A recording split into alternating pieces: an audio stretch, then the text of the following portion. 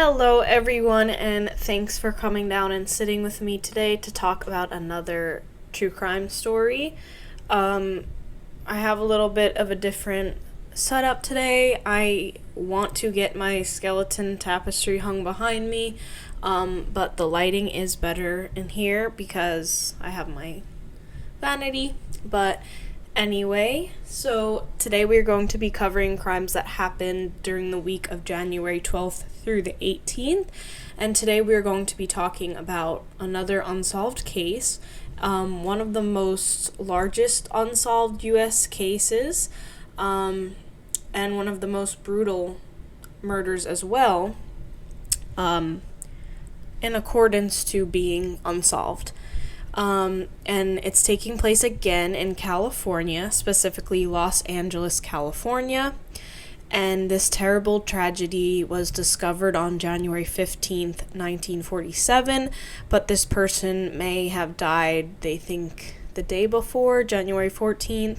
Either way, it's in the time bracket. And the tragedy I'm referring to today is the body turning up of Elizabeth Short, also known as the Black Dahlia. So Elizabeth Short was born on July 29th, 1924 in Hyde Park, Massachusetts, making her a Leo. For her, I was really happy because when researching these cases, oftentimes you don't get a lot of background of the person's upbringing and early life, but for her, it's mostly that today, thankfully.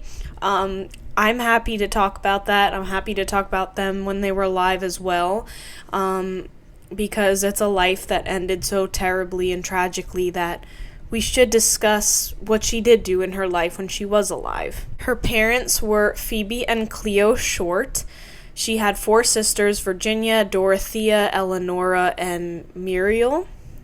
By 1926, the family moved to Medford, Massachusetts, so they did a small move within Massachusetts again a few years later. And that was where Elizabeth grew up, in Medford. She had blue eyes and brown hair. And for work, her father made mini golf courses. But sadly, in 1930, when Elizabeth was only 5, her father disappeared. His car was found near a lake, abandoned, so people assumed that he had taken his own life. But the sicko only staged the suicide just to leave his wife and kids behind.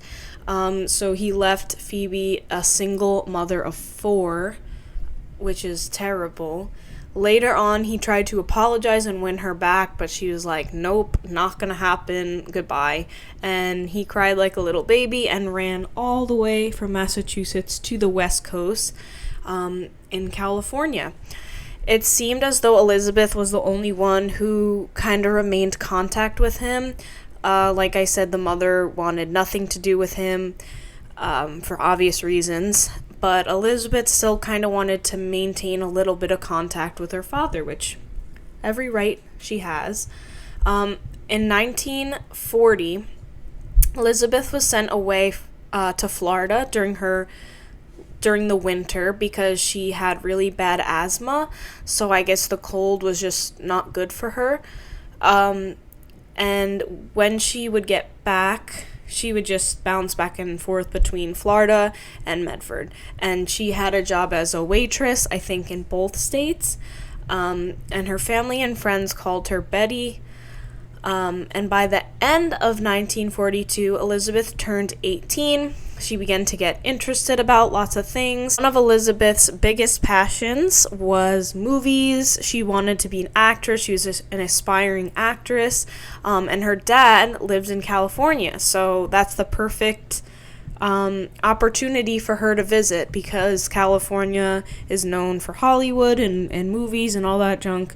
And she was really interested in that, so she wanted to go stay with her dad in California. But he ended up kicking her out only about a year later. Piece of shit award again. He said that she was not doing anything with her life, and he complained about how she dated a lot of different men.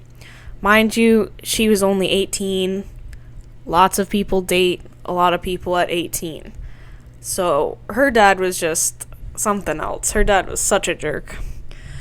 So she got a job in January of 1943. She still resided in California. I'm not sure if she had her own apartment or she had roommates or she was living with a boyfriend at the time or whatever. But she got a job and she worked as a civilian clerk in an army camp, and she worked in there until late summer. So for about half the year. And then after she had left that job, at age 19, she was arrested in Santa Barbara for underage drinking. This is one of the reasons why police were able to identify her very quickly, because she was arrested and she did have to do fingerprinting or something for her army job. But Elizabeth was not a big drinker. This was just like an isolated incident. She didn't really drink before then, and she really didn't drink after then. So it was just teenage rebellion, I guess. Some people have that stage of their life. It wasn't really a big deal. But she did end up going back to Massachusetts again and spending the summers in Florida again. So bouncing back and forth between those two states. And I wish she would have just stayed on the East Coast, and that was it. That was where the story ended. She had a bad experience in California and just stayed back on the East Coast. But unfortunately, that was not what happened. She had more bad news happen and more tragedy follow her from coast to coast. On December of 1944, Elizabeth met Major Matthew Gordon in Miami. Soon after they met, they got engaged, but sadly, Gordon was killed in a plane crash in the following years, just 10 days before World War II had ended. So the war was almost over, but he died fighting in the war. In the Second World War, sadly. So, of course, Elizabeth felt lost, confused, and once again, like, her life has been uprooted. She was finally settling down in Florida, she was getting engaged, and tragedy struck once again, and another man in her life just disappeared. Unfortunately, in July of 1946, she did move back to California. Like I mentioned, she was in a really bad headspace, I'm sure, so she just wanted to go back to her sanctuary, back to California, where it made her happy. She loved California. She wanted to be an actress. That's where you go when you want to be an actress. So that was her plan. She tried to visit an old boyfriend and live with him. His name was Joseph Fickling, but he did actually move out of state, so she kind of just bounced around. She was essentially homeless. She stayed with people like overnight at their apartments or houses. She stayed in hotels. She didn't really have a permanent home. She just bounced around, which did make her so vulnerable for something terrible to happen, unfortunately. But she had this dream of being an actress, and she wanted to try and pursue it. She took up waitressing and other things, but California is expensive to live in, talking from experience, so I'm sure it was still hard on her, and that's why she didn't really have a home base. I'm not sure what brought her to San Diego, but we do know that in December of 1946, she did go to San Diego for a little bit. She spent a time period there. Maybe she knew someone out there and she was rooming with them. And then the next thing that we know was January 8th, 1947, a man named Robert, known as Red because of the color of his hair, drove her from San Diego back to Los Angeles. And the next day, the 9th, she went to a bus station and they stayed together at the Blitmore Hotel. I wonder if that is still a thing. Okay, so the Blitmore Hotel is a thing in Los Angeles. It looks like this. Alright, it's not focusing. You could tell by the colors and the lighting that it looks fancy. So it's a fancy hotel in Los Angeles. Screw it, I'm I'm not trying to get that to focus. But anyway, I was just curious. That is still a hotel. So they stayed there, and then Red left at 6:30 p.m., and that was unfortunately the last time anyone ever saw Elizabeth alive. The next 6 days are a complete mystery to everyone. The only one who knows what happened is Elizabeth and whoever this monster is that did this. So it's a complete mystery. And that brings us to 6 days later, January 15th, 1947. Another Betty Bersinger, was walking her child and stumbled upon a gruesome scene. It was the naked body of a young woman, sliced clean in half at the waist. And because of how she was positioned, because her body was positioned, it was not dumped. It was placed in a way that this sicko wanted people to find and wanted people to get freaked out about. She was kind of like posed in a manner that the mother thought it was a mannequin. Her limbs were bent, and obviously, of course, she would not expect something that is sliced in half to be a person, so she just thought it was a mannequin at first glance. Until she realized that she was not looking at a mannequin, she was looking at a young woman. She called the police, and the LAPD quickly identified the body through her fingerprints, as I mentioned earlier, from the time she got arrested and also the job she had where she needed to be fingerprinted. And as I mentioned, the crime scene was absolutely horrific. So she was cut in half in a surgical manner, which all the theories have to do with this. Her cuts were very precise. This was not messy. This was not someone who was unsure. This was someone who purposely did this and carefully did this for very sick reasons. It was very precise, unfortunately, scarily. And she also had various lacerations all over her body. As I mentioned, her arms were raised over her head and bent at the elbows, and her legs were torn apart. Not torn apart, just bent apart. And there was not a single drop of blood at the crime scene. So she was just dumped there. But not only was she dumped, her body was drained of blood. And the scariest, most unnerving detail of this whole case is that her mouth was cut from ear to ear to make it look like a smile. I don't want to show you any pictures. I don't even want to show you any reenactment pictures because I think that's disrespectful. But if you did see Coraline, where the other mother kind of tied YB's mouth up, it's kind of like that, the real life version of that. Her body wasn't concealed in any kind of way. It was just posed, and the body was also cleaned off, I think, with gasoline or something. So the sicko drained it, cleaned it, dumped it, and posed it. Elizabeth was only 22 at the time of death. Her dad refused to confirm her body at the morgue and made her mom come out from Massachusetts to do so.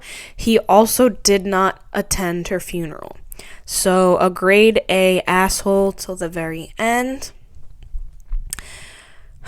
And the fact that she was the only one that kept in touch with him after what he did, and that's how he treated her in life and in death. So that guy's an asshole. Anyway, the autopsy revealed that her cause of death was hemorrhaging from her lacerations and shock caused by blows to the head and the face. So it was a very violent death, very disturbing, and the marks suggest that she was bound and tortured. So if you look up Elizabeth Short, you will see most things referring to her as the Black Dahlia. Why is that?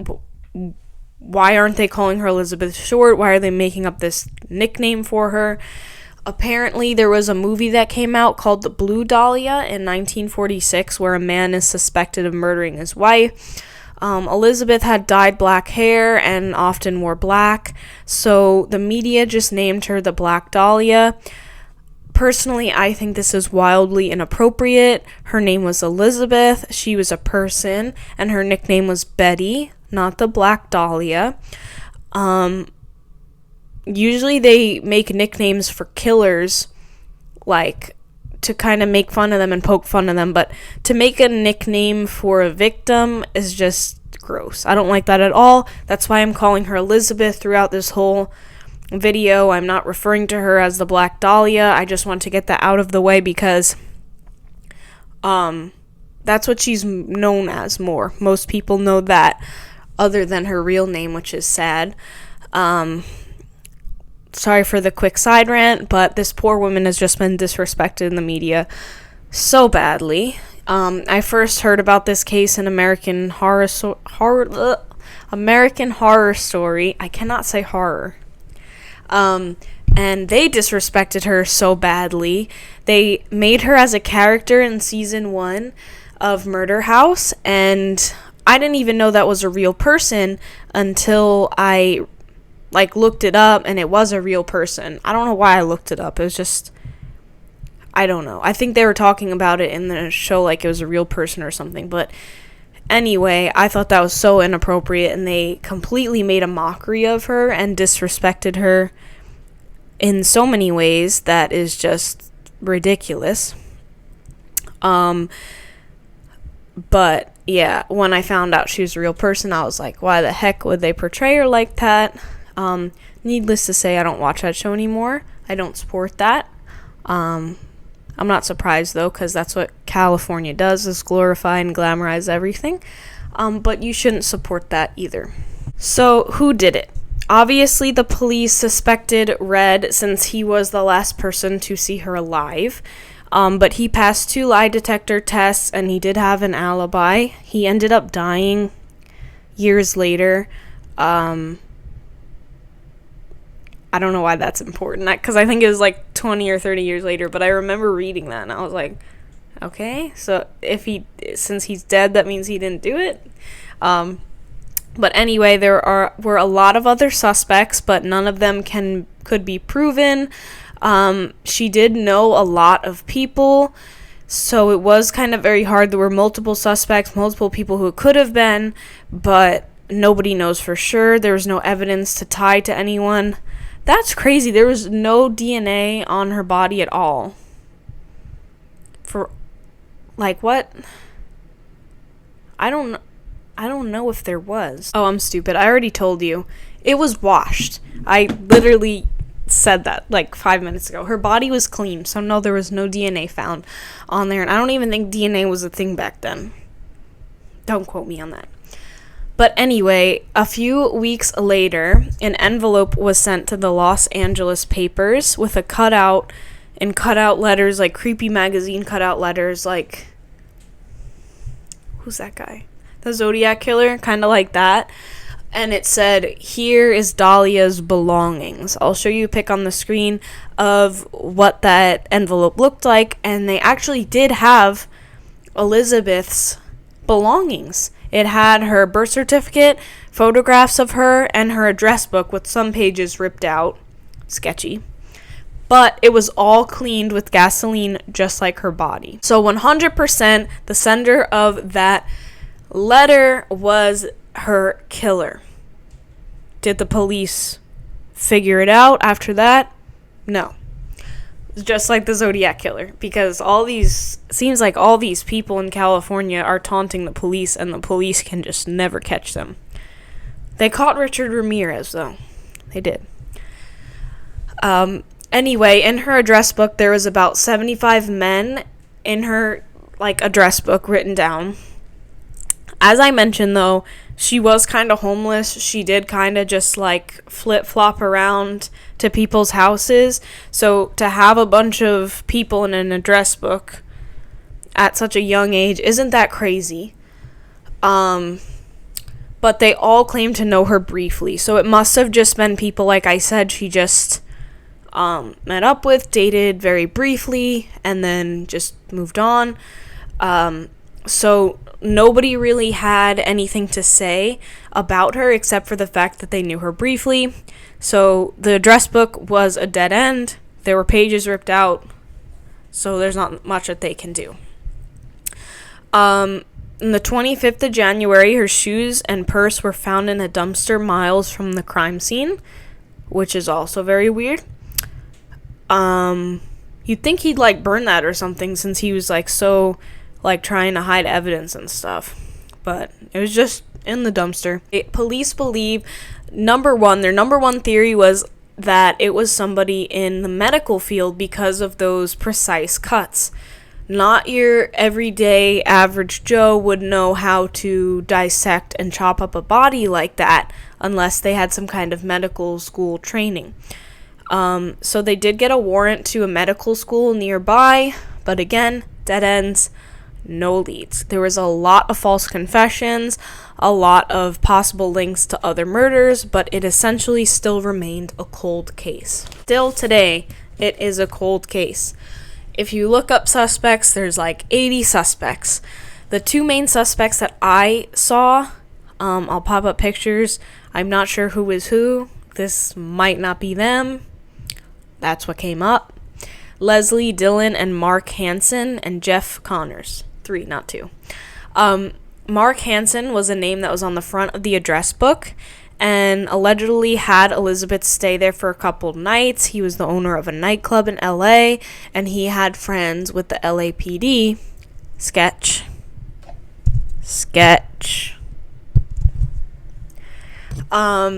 And Hansen wanted to keep pursuing her, and she denied him. Murder possibility? Murder motive? Jack Sand or something wrote a letter. That was his not alibi.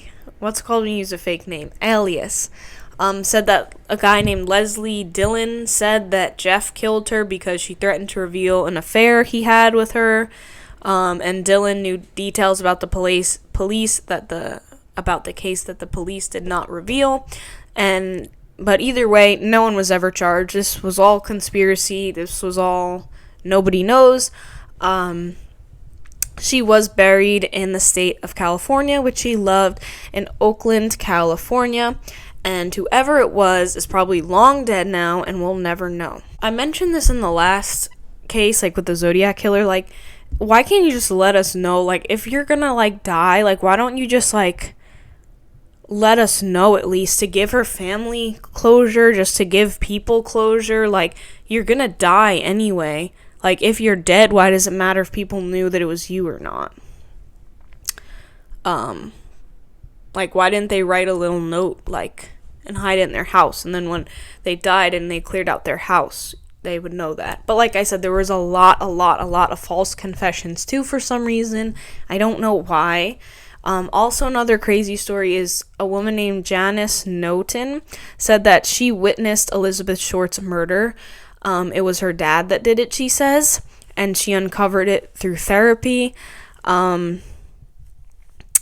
that her dad murdered her with a hammer and she witnessed it. And she kind of blocked it out, but in therapy, she remembered it. Weird. My opinion, in case you care,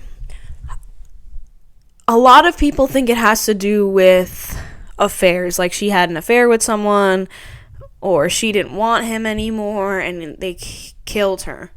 But what doesn't sit right with me is, if you were mad that she didn't want you, why wouldn't you just, like, shoot her or something?